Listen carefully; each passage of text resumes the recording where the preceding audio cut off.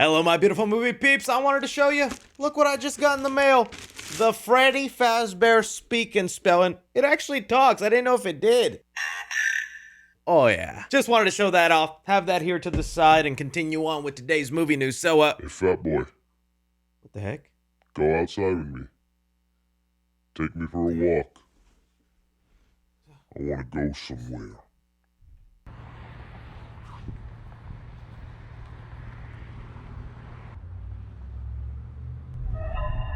Today we're here at Popeyes, where my Freddy Fazbear Speak and Spell told me there's a Five Nights at Freddy's meal collaboration, and we've got to taste it out. Let's go. Una orden del Freddy Fazbear Deluxe Box, por favor. And so now it's time for a classic 3 seafood review. So looking at everything that you get with this Five Nights at Freddy's 2 meal collaboration with Popeyes, you get an orange Fanta, an order of garlic Parmesan chicken strips. The box also has art of Freddy Fazbear and his microphones. Out of all the restaurants, I wouldn't have thought of Popeyes. I would have thought like a pizza place. You also get an order of cheesy bites that come with a little marinara dipping sauce, but the piece de resistance, a Toy Chica cupcake dessert that is creamed by Toy Chica herself. I can't wait to dive into this. So let's go piece by piece. Starting off with the garlic chicken strips. I mean, you either like Popeyes or you don't. I do enjoy it, and the garlic Parmesan is nice. 8 out of 10. Open in the marinara for the cheesy bites. Yeah, it's not bad. It's like if a mozzarella stick was just a little nugget or a little ball. It's Freddy Fazballs. This is what they should have been called, Freddy Fazballs. I'm willing to go 9 out of 10 for the cheesy bites. Moving on to the most exciting part of this collab, the Toy Chica cupcake. Now, I gotta admit to you, the advertising looks way more appetizing than looking at this right in front of me. It also didn't help that it looks like the guy just went to the back and pulled them out of the freezer. The frosting smells nice, but I liken it more to like a candle than an actual pastry, to where it smells fake. But okay, let's actually dive into this. Toy Chica going in my mouth.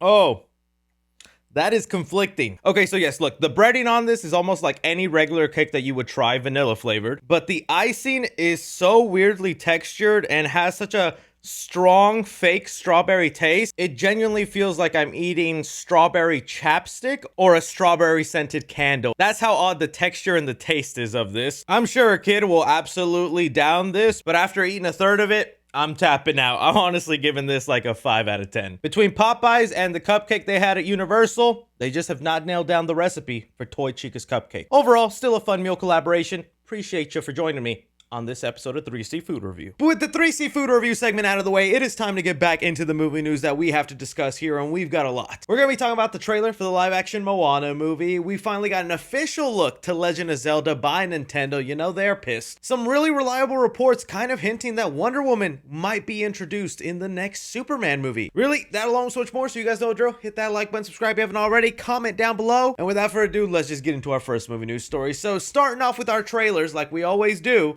Disney has decided to drop the live-action Moana trailer, and you'll actually notice Disney is going to be bumping a lot of trailers from here until the release of Avatar: Fire and Ash. We've gotten the Toy Story 5 trailer, we just got the Moana trailer. Seems pretty likely any day now we are getting that Avengers Doomsday trailer, but with the Moana one, look, I have two minds of this. Yes, it looks pretty faithful and true to form to the original Moana movie, down to the actress portraying Moana, Catherine Laiga. They hide Dwayne Johnson a lot in this teaser trailer, but from the little sneak peeks of it, he is using his abilities, and I'm sure he'll embody the role well because, well, he is the voice actor of Maui. I even kind of chuckled when I saw the little CGI chicken hey hey screaming, but it's really just the thing in the back of my mind going, what are the point of these movies, man? I can't think of a single time where I prefer the live action movie over the original. And I know we're broken records at this point, but dang, Moana is one where it just happened way too soon. This movie is only about 8 years old, which I guess is a lot of time, but as far as like movies that got turned live action, that is a short turnaround. Heck, the sequel to the original only just came out last year. What are you gonna start production on live action remaking that movie now? That'll be like a 3-4 year gap from animated to live action. That's gotta be a record. But, you know, normies, little kids, and families, they love these live action movies. I feel like they hold no impact into the pop culture because they come and go so fast, but people still go to see these. I'll still try to remain optimistic and see if I enjoy it, man, but just thinking about like, oh, I can't wait to see it. Oh, I can see it.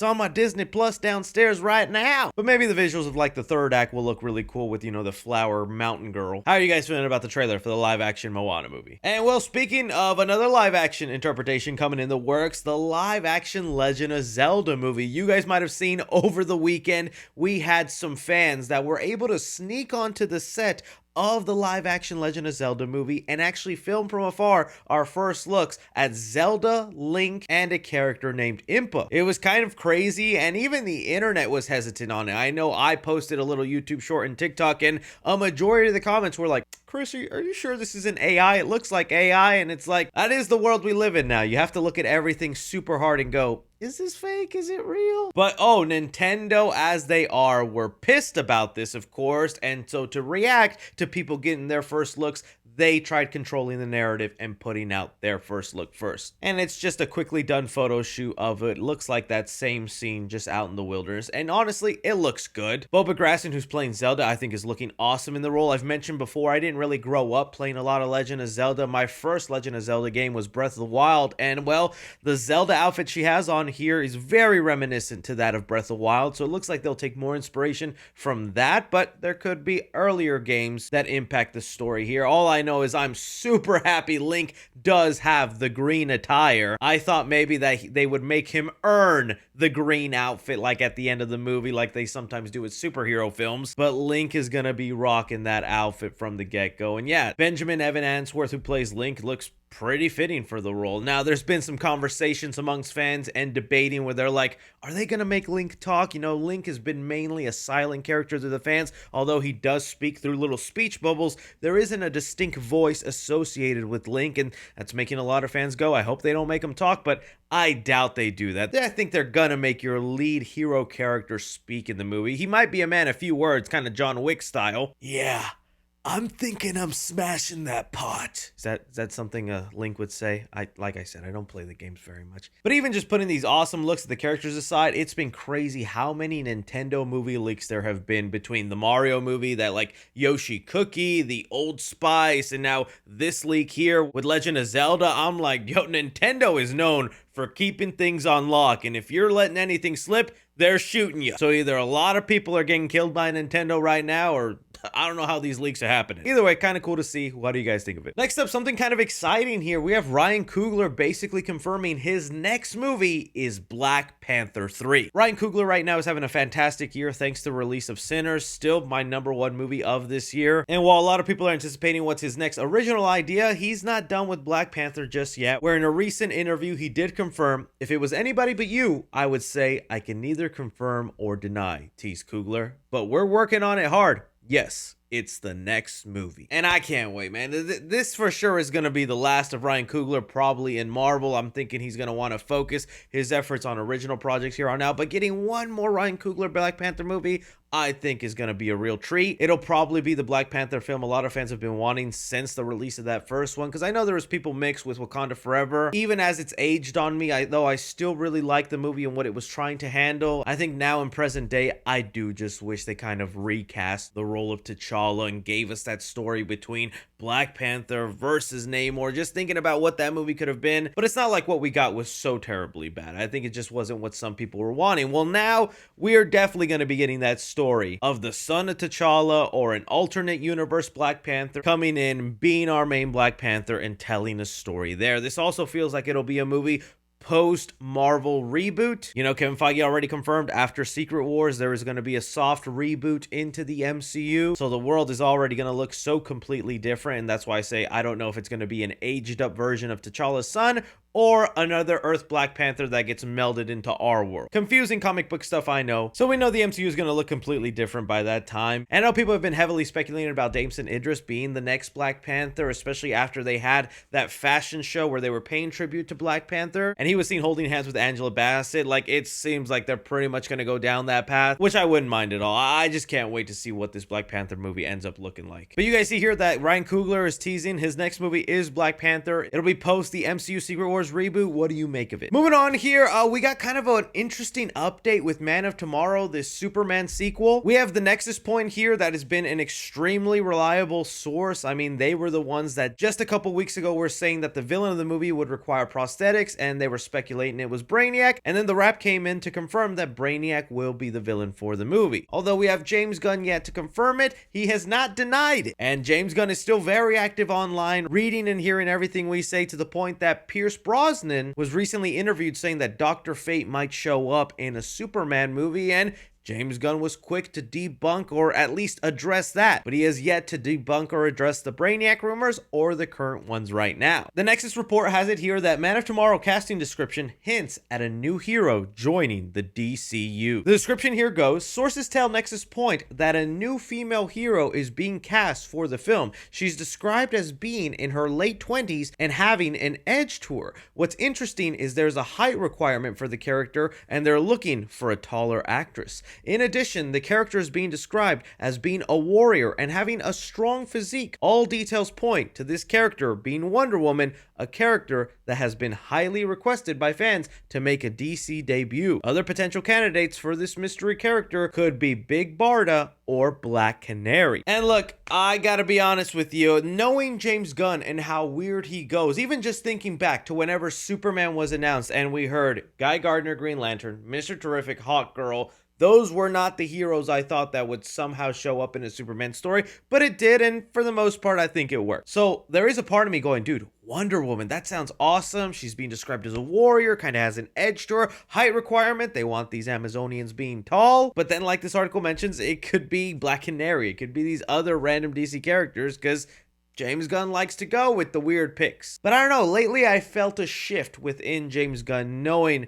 that he's got to start bringing in the big guns. He's got to start bringing in Batman, Wonder Woman, all these other main Justice League characters, set them up, and then maybe go back to some of the other niche things. So having the idea that Wonder Woman could be introduced into this movie, that's exciting. It makes me wonder how it'll fit into the story, because all we really know about Man of Tomorrow is that it includes Lex Luthor and Superman teaming up to basically fight Brainiac. Where does Wonder Woman fit in there? Is then the Earth in danger? Is it kind of like the first big global threat, so then that's why you have other heroes coming in there? Wonder Woman's like, hey, time for me to join in and help y'all out. But dude, isn't history repeating itself a little bit? We had a Superman movie. Now in the sequel, we're getting Superman, Lex Luthor, Wonder Woman. Where have I seen that before?